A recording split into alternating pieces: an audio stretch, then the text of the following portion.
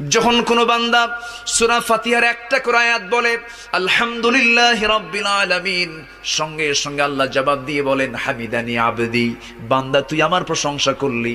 আর রহমানির রহিম যখন বলে আল্লাহ বলেন আসনা আলাইয়া আবদি। মালিক ইয়াউমিদ্দিন যখন বলে আল্লাহ বলেন মাজ্জাদানি আবদি। এরপরে যখন বলে ইয়াকা না'বুদু ওয়া ইয়াকা নাস্তাঈন পর্যন্ত যখন বলে আল্লাহ বলেন বান্দারে তুই আমার কাছে কি চাস, প্রাণ খুলে চারে বান্দা।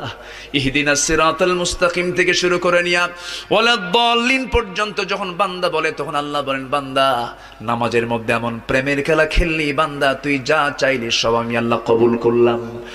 ওই বান্দা যখন রুকুতে যায় আল্লাহ তখন অস্থির হন। ওই বান্দা যখন সিজদায় যাওয়ার জন্য প্রস্তুতি নাই, সমস্ত ফেরেশতাকে ডাক দিয়ে বলেন ও ফেরেশতারা, এই বান্দাগুলো আমাকে দেখলো না, রাসূলকে দেখলো না, কোরআনকে দেখে হাদিসকে বিশ্বাস করে আমাকে খুশি করার জন্য তার সবচেয়ে সম্মানজনক